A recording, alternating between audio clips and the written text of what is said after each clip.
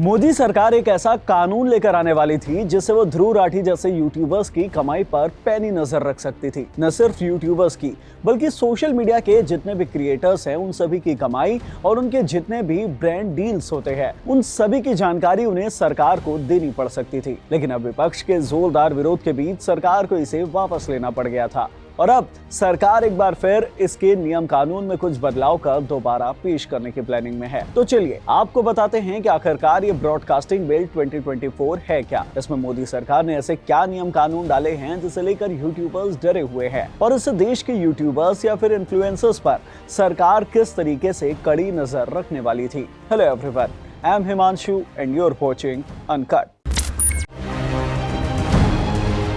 Ministry of information and broadcasting ने एक नए ब्रॉडकास्टिंग रेगुलेशन बिल का दूसरा ड्राफ्ट तैयार कर लिया है जिसे केंद्रीय मंत्री अश्विनी वैष्णव ने मौजूदा मानसून सत्र में प्रपोज किया है। ये बिल 30 साल पुराने केबल टीवी नेटवर्क एक्ट 1995 की जगह लेने वाला है और जैसे ही ये बिल संसद में पास होकर कानून बनेगा तो इसके बाद बहुत सारे बदलाव हो जाएंगे। इस बिल के अंदर टीवी, OTT और सोशल मीडिया प्लेटफॉर्म को शामिल किया जाए। अभी तक डिजिटल मीडिया स्वतंत्र थी लेकिन अब इस पर भी सरकार लगाम कसने दे देगी। अभी लोग सोशल मीडिया प्लेटफॉर्म पर या फिर डिजिटल प्लेटफॉर्म पर सीमित दायरे में कुछ भी लिख सकते थे, एक्सप्रेस कर सकते थे, लेकिन अब इसके लिए सरकार को सूचित करना पड़ेगा और इसे सरकार कानून के दायरे में लेकर आ जाएगी। नए कानून के मुताबिक सोशल मीडिया पर न्यूज शेयर करने वाले सभी लोगों को सरकार के पास खुद को रजिस्टर कराना होगा।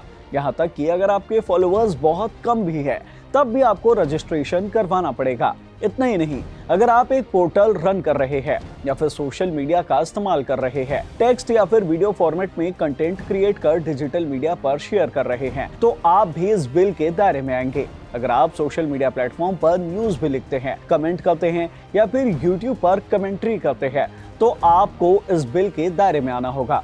ऐसे में अगर सरकार आपसे आपकी कमाई की, ब्रांड डील्स की या फिर किसी भी कंटेंट से रिलेटेड जो भी जानकारी मांगेगी वो फिर आपको देनी ही पड़ेगी, नहीं तो कानून का उल्लंघन माना जाएगा। बता दें, नवंबर 2023 में इसका पहला ड्राफ्ट शेयर किया गया था लेकिन अब इसका दूसरा वर्जन भी आ चुका है। ऐसे में अगर आप इंस्टाग्राम से, यूट्यूब से या फिर किसी दूसरे प्लेटफॉर्म से कमाई कर रहे हैं तो पहले तो आपको अपने चैनल के बारे में सारी जानकारी सरकार को देनी पड़ेगी, बताना होगा कि आप कर क्या रहे हैं, साथ ही प्रॉपर रजिस्ट्रेशन करवाना होगा। सारी चीजों के बाद आप डिजिटल माध्यम से जो पैसे कमाते हैं उस पर अब सरकार भी कुछ हिस्सा ले सकती है। अभी तक जो टैक्स आप दे रहे थे उसके अलावा आपको इस पर भी टैक्स देना पड़ सकता है और इस बदलाव के साथ सरकार इस नए बिल को संसद में पेश करने वाली है। इस बिल में जुर्माने का भी प्रावधान होगा, यानी कि अगर आप नियम तोड़ेंगे तो आप पर 1 करोड़ रुपए तक का जुर्माना सरकार लगा सकती है। इसके साथ ही साथ 5 साल तक की जेल का भी प्रावधान डाला गया है। अब इस तरह के नियम के चलते डिजिटल क्रिएटर्स का बिल का विरोध कर रहे हैं। डिजिटल क्रिएटर्स का कहना है कि इस बिल के जरिए सरकार डिजिटल कंटेंट क्रिएटर्स पर एक तरह से सेंसरशिप लगा रही है। इस बिल के लागू होने के बाद कोई सरकार की आलोचना नहीं कर सकेगा। बिल के ड्राफ्ट में डेटा के लोकलाइजेशन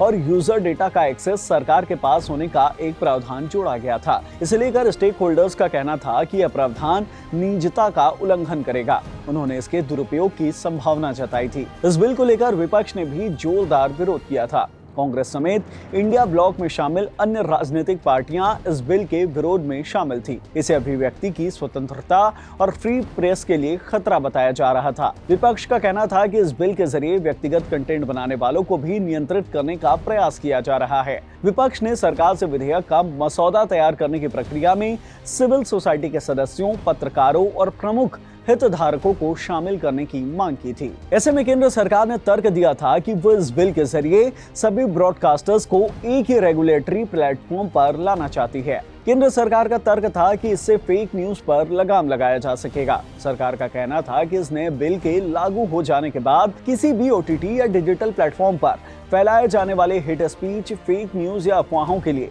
प्लेटफॉर्म को अकाउंटेबल बनाया जा सकेगा। तो अब आपको इस बिल के बारे में पूरी जानकारी मिल गई होगी। ये बिल क्या है, इसमें क्या बदलाव कर सरकार दोबारा इसे लेकर आने वाली है और क्यों डिजिटल क्रिएटर्स इसका विरोध कर रहे थे। इस वीडियो में इतना ही। इस वीडियो से मिली जानकारी आपको पसंद आई हो तो इसे लाइक कीजिए, शेयर कीजिए, साथ ही हमारे चैनल अनकट को जरूर सब्सक्राइब कीजिए। धन्यवाद।